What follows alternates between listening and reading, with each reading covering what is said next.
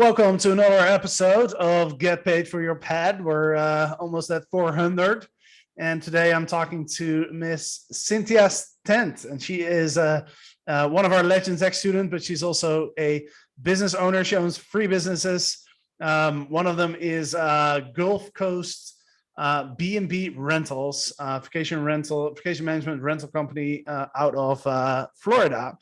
And she's also a co-author of the book, The Ultimate Guide to Selling Your Home, where she co-authored the book. It became a bestseller on Amazon.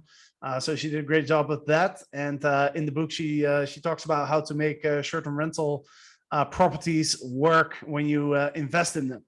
Right. So Cythnia has a ton of knowledge to share with us. So I'm super excited to dive into it. So Cythnia, welcome to the show. Well, thank you very much for the invite, Jasper. Absolutely. I'm excited to learn from you because you run 3 different businesses, and that's going to be one of the topics for this podcast is going to be how do you combine and leverage and make the different businesses that you have feed into each other. So you have a real estate business, a long-term rental business, and a short-term rental business, which is a really interesting combination. So I'm excited to learn more about that. But before we dive into that, do you want to give us a quick background on what you do with all these different companies? Okay, sure. Well, also just to get started, I used to be a college professor, and I got started in investing in real estate about 30 years ago.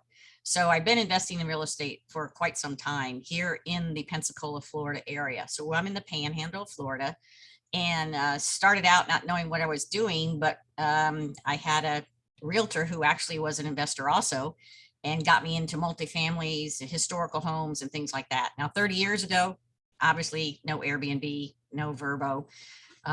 There were beach rentals. We did have beach rentals because I am on the beach on the Gulf Coast, but everybody did their own. So as I started investing first, I ended up,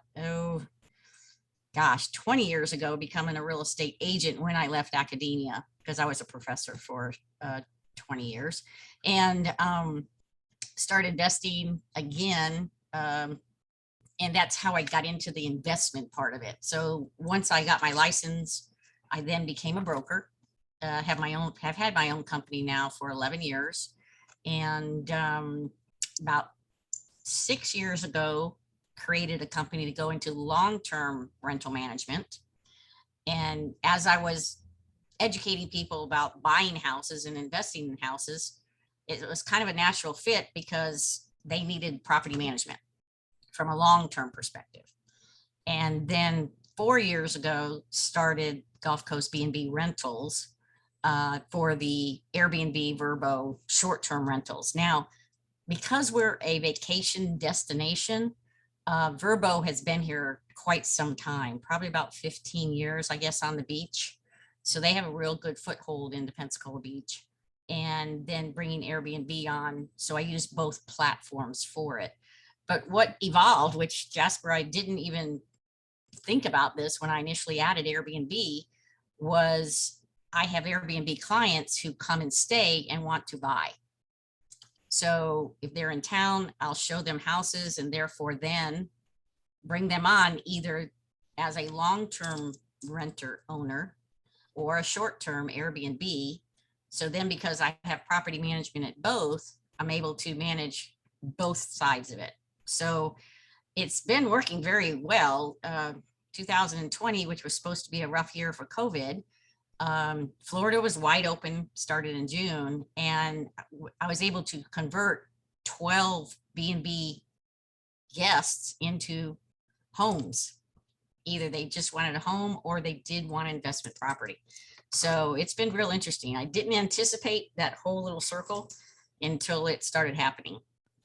Now I advertise and I market for it. So now I have people coming to me looking to buy the investment homes to do B&B with it. So yeah, that's incredible. That's really interesting how those two feed into each other. And I guess that's specifically works well if you're in a traditional vacation rental market like yourself, because that's a place that a lot of people will be interested in investing, correct? Correct. And we're still reasonable prices. for investing in homes and vacation rentals here in the Pensacola Beach area, Pensacola area. I mean, our average house price is only like $250,000 and we're not out of control.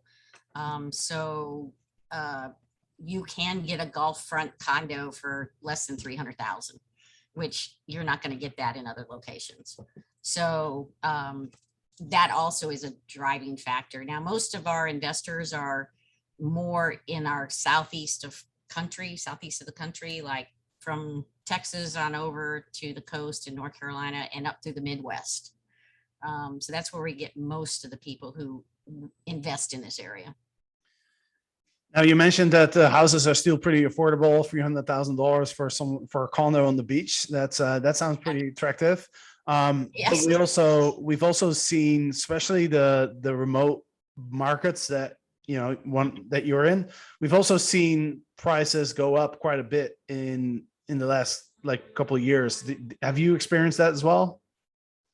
We have, but not as extreme as some of the other areas of the country. As being also a person who sells properties and knowing people across the country, we're not getting the crazy multiple offers and $100,000 above list price. And I have not experienced that at all, or have seen that, maybe 5 to 10,000 above, but not the craziness of waiving appraisals and home inspections and, giving season tickets to, the Atlanta Braves or something. I haven't seen that, but yeah, we have gone up in price considering the local people think it's way out of control, but not compared to the rest of the country. Got it. And how about the Airbnb side? Have you seen the prices that you were able to charge? Have you seen a lot of change in there over the last, since the start of COVID, basically? Well, in Florida, we did have to shut down last year, all of April and May, and I was already booked solid. So everything, and I do have 6 units, 4 I own and 2 I manage, and I'm just getting ready to open up 2 more that I own this month because of Legends. Okay, and all of the coursework and everything that was provided and worked really hard on with you. But the pricing is, again, it's pretty relative for our area. Like I have a little studio that's $50 a night, and it's got a kitchen and everything. So that's probably low for other areas, but for our area, that's a good price. On to our $300 a night to $500 a night out on the beach, so I still think we're probably below a national average on the B&Bs. And we do have a big military community. I've seen a lot of people that are just driving through for a night, like from Texas to South Florida or South Florida to Texas or something like that. So I have, my units are all over the case, a hectic host that I started with. Still a hectic host because I own the properties, but have realized that I have a 3-bedroom and 2-bedroom, 3 1-bedrooms and a studio. But my desired is more the smaller, the 1-bedrooms and studios versus the bigger houses. It's just my desire. And they need more around here because people are always looking for a smaller unit versus, because if you go to the beach, you have all the big units, but they'd rather be in town. We have a very historical downtown area. So we have a lot of things that we can do that a 1-bedroom or studio would work fine. Yeah, I've always found it interesting that the smaller units tend to do really well relatively to what you're paying in terms of rent and how much you have to pay to buy it. Because when you're staying in an Airbnb, it's really the experience, right? So if you have like a beautiful little studio that looks amazing, where people can have a great experience, then you might be able to charge more for that than a 2-bedroom that just doesn't look great. But the purchase price on the 2-bedroom is going to be much higher than on the studio, right? Yeah, well, it depends. Like the studio of historical homes in the area. So by buying the historical homes, then we section them all out. And then 2 of my bigger houses, my 3-bedroom, my 2-bedroom, are fenced in yards, and we allow dogs. So they're all booked out because we allow dogs. And that way, and they're in nice neighborhoods, walking down to the bayou and going to, very close to the marina and the yacht club and things like that. So location has been very good for me too. Got it. So you run three businesses: the real estate, the long-term rentals, and the short-term rentals. Like, how are you able to run three companies? Because most people, are kind of challenged with running one company. So how do you run three companies at the same time? Well, the sales brokerage, I have a broker associate and assistant, so that kind of runs on its own. On the long-term rental, I have a property manager and a maintenance team that kind of runs on its own. I'm looking for an operations manager currently for the short-term rentals to take that over too. So it's not me doing them all. I'm kind of on the big picture. I'm trying to get rid of the $10 an hour jobs and look at the 10,000 up above.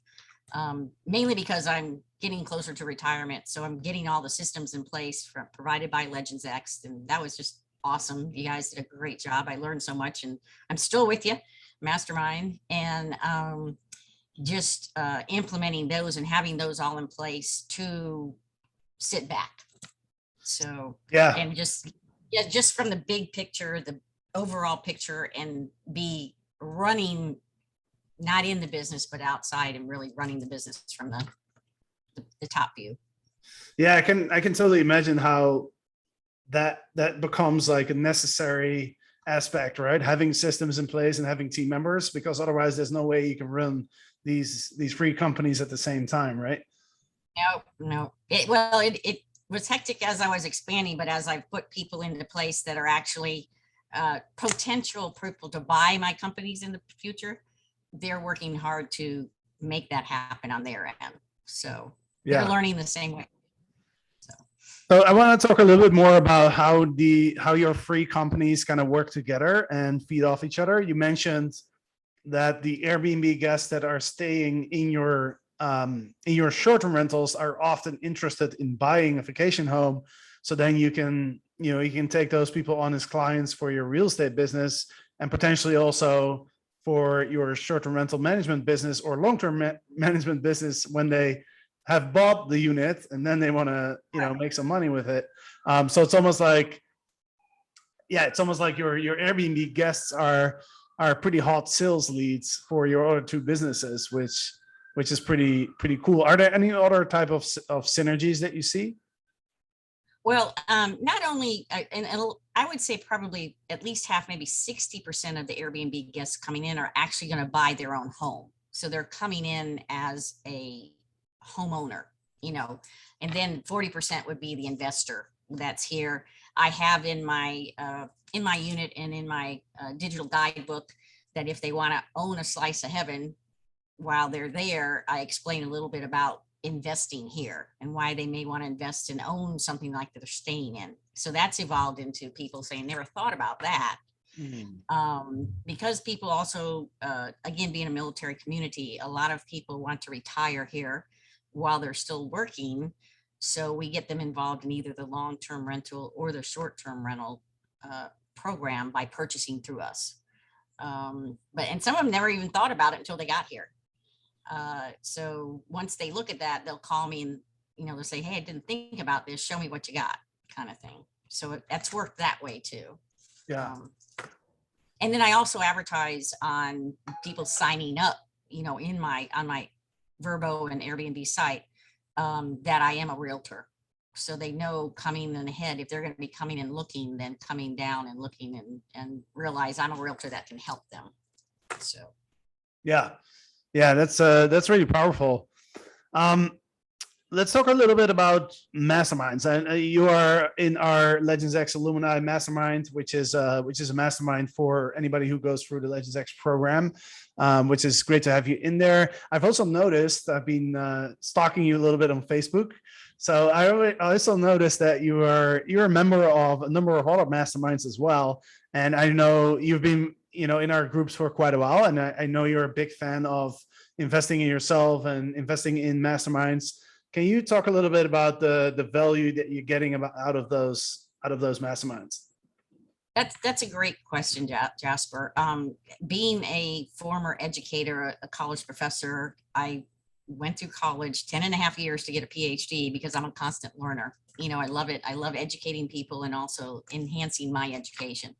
So I found that not being in a structured environment, that the mastermind groups through the past 20 years have helped me improve my businesses. So the reason I have 3 businesses and I have the structure of the business was another mastermind group that I was in several years ago. And then it helped me to get the structure right and all of that. The current 2 that I'm in is Legends X. And again, that was primarily for my expanding and scaling my B&B business.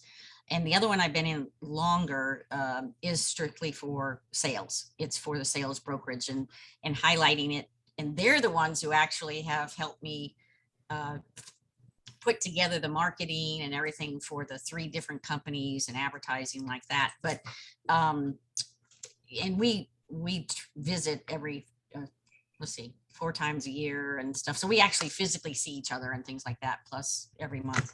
But I know from my experience is that I can only get better around people that are better and have done what I want to do. And even though I have 3 successful businesses, I am not at any level yet that you and Eric are at, and that's, or Julie, and that would be something not that much, not that big, but at least building a business so that the value is there to sell it in the near future. So the mastermind group has helped me to first be organized. I'm a terrible follow-up person, terrible. And I've worked very hard to do that better, but also I hire a lot of people to help me with that because I can't do it all. And so, but having the mastermind group and being on the same, our pod 3, so excited about them. We're all in the mastermind right now with Legends X, going on further, was very supportive in exchanging of ideas and accountability. That's huge, is accountability of doing what you said you're going to do. And then the next time you meet, or the next time, especially my group in Dallas, you know, we're held accountable for what we said we're going to do. But then we also help each other to get through it.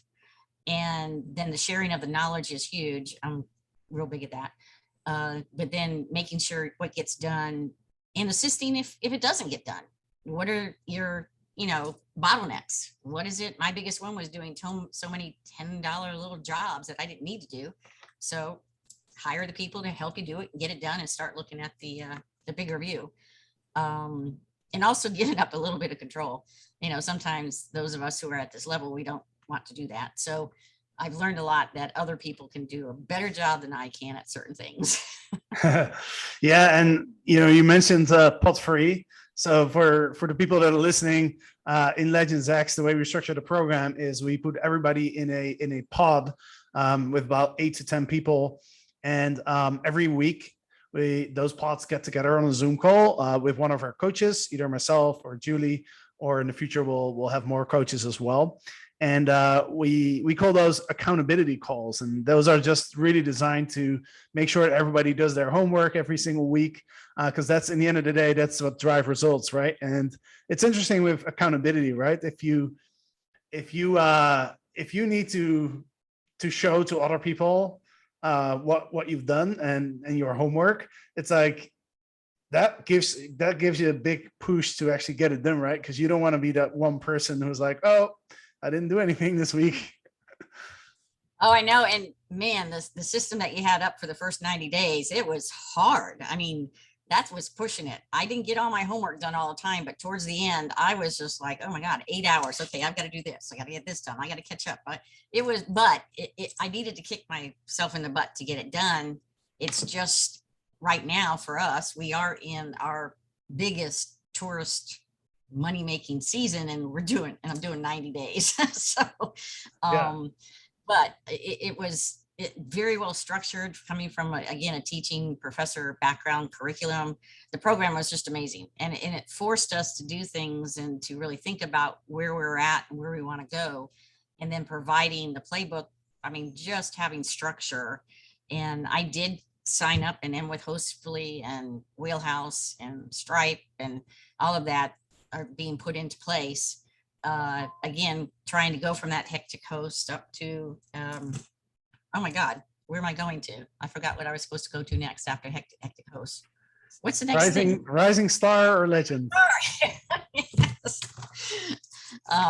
But also having that accountability partnership so that like the people in our pod getting with each other and really sharing in our wins and also supporting us when we didn't and making sure that we finished the program with as much as we could and move forward in the future group that we're in right now. Yeah, and you guys really crushed it. You guys had Julie as your coach, but I'm kind of responsible for the entire coaching side. So I was sneaking into your pods on a regular basis to kind of see what's going on. And I have to say that has been really fun, kind of watching you guys, because your pod was amazing. Everybody was just so motivated. And yeah, it was great to see. And you mentioned before we started recording, you're actually onboarding a few more properties as well, are you? Yes, I did have my own, another duplex that I bought way back in the 90s. I just transferred it over into a short term from a long term, just because the amount of income, it's right again near a bayou, near the water, can basically double 2.5 to 3 times the amount of what I was getting for a long term rental. And so they will be up by the end of August. I was trying to get it up by the end of July, but that didn't happen with everything else going on. But we'll be bringing those 2 up too. So yeah, started with the 6 units when we first started, wanted to get 6. I thought I had another investor that we were getting a property. It fell through just after the inspection. It was going to be just way too much of a rehab that we just didn't want to get into right now. So that's another opportunity where I also have the opportunity to be part of the investor if we decide to go with a property that allows me to own part of the property too with the another person. So I've got a couple of about 4 people right now that we're on the looks for B&B properties. Got it. I want to go back to something that you said early in the podcast, because that sounded really fascinating. You mentioned that you started with short-term rentals 30 years ago. No, 3 years ago, short-term rentals. I started investing 30 years ago, and some of my investment properties have now been converting into short-term rentals, but they were long-term rentals. Okay. So you rented out the units that you bought 30 years ago. You started with long-term rentals, right? Correct. Right. So that's an interesting topic as well. Looking at you're doing both short-term rentals and long-term rentals. You mentioned that in your market, to short-term rentals, especially the properties that are on the beach, I imagine, perform a lot better than the long-term rentals. What are some of the advantages and drawbacks when you compare long-term rentals that you have versus the short-term rentals?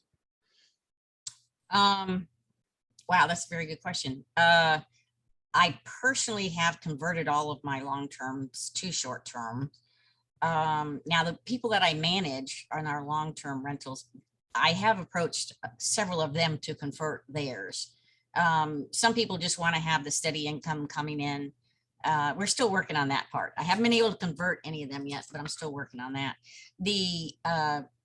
Because we're also, Pensacola is a very historical city, and we have a ton of festivals and events, and plus you don't have to stay on the beach and pay the big price to stay on the beach when it's only a 15-minute drive from our downtown area. So getting the difference between the long term and the short term, it's just a price. I mean, how much return on investment you want. If you want to, now I'm not gonna, again, on location, I'm not going to convert some of my long-term rentals just because they wouldn't make a good short-term rental. It's just location purposes. It just wouldn't happen. At least in my opinion, it wouldn't happen. I've had people try it and I said, oh, are you crazy? But anyways, so we work the numbers for investors, and we let them know what they can make from a long-term or a short-term, and then they make their decision. So we only have about 65 doors for the long-term, and then we have now coming up to my 8 that'll be with the short-term. So they're not large, big companies. They're manageable companies. but they bring me the opportunity to do what I can do and travel and everything and retire with them soon. Awesome. That's great. Well, thank you so much for jumping on here and, sharing your experience, sharing your thoughts. Appreciate you being in our groups. Appreciate the hard work that you put in throughout Legends X. I'm very much an educator still. So if there's any questions, be very glad to share what I do, because it's just part of me that I'm going to help other people. So, and that's why I love the mastermind group too, and the sharing of it, and just really understanding that we can all do better by working together and the ideas. So I really love the mastermind concept. Awesome. That's great to hear. Well, on that note, would you share your contact information if somebody's listening to this and maybe they want to invest in your area, since you mentioned how affordable it still is? There might be someone listening who's like, hey, I might want to buy a home there. Sure. Well, and also to tell you where we're located right in the Panhandle of Florida. We are right next to Alabama. So if you go and look on a map, that's where we're at. We are in the Gulf Coast. We have beautiful white beaches, like you can tell from my picture. That's one of our houses, okay? In Pensacola Beach. That's not a fake. It's one of us. So, and so my name, my phone number too, or just email, or? Yeah, your website, email. Okay. Email is Cindy, CINDY, at move, MOVE, the number 2, and then FLA.com. So it's Cindy at move2FLA.com. And website is Gulf Coast BnBrentals.com. That's for that company. And then the other companies have their own too. If from a sales perspective, Gulf Coast HomeExperts.com is my real estate brokerage. But you can get me that email at any time, or phone number. Do you want phone number? Yay, nay? Is that okay? Feel free to share. Maybe not. We'll do emails. Okay, send me an email, or GulfCoastHomeExperts.com for the sales perspective, or GulfCoastBnBRentals.com for the Airbnbs, for the B&Bs. Yeah. Right. Awesome. Sweet. Well, thank you so much for being on the podcast. And for the listeners, we have just opened up for the next round of Legends X. So the first round, Cythnia mentioned she was part of that, was 90 days. We sold out pretty quickly on that program. This time we are looking for 75 companies. Applications are now open. So if you want to learn more about the program, just go to strlegends.com/X, and you'll be able to find all the information about what the program is about.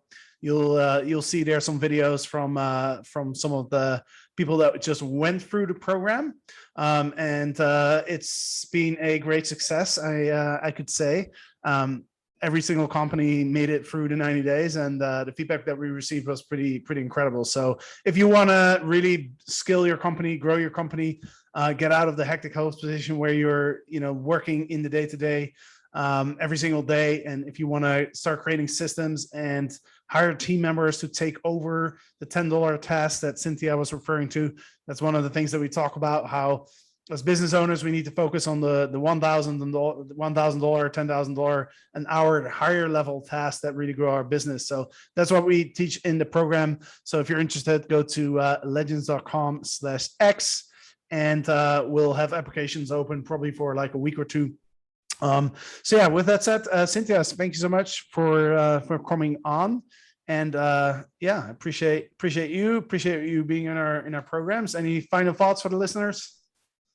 No, I'd get on the Legend X program and just be ready to work your butt off for 90 days, because there's a lot of content there, but you will be better for it, and your business will definitely be better for it. Awesome. Sweet. Thank you, Cythnia. Thanks to the listeners, and we'll be back soon. So see you then. Sure.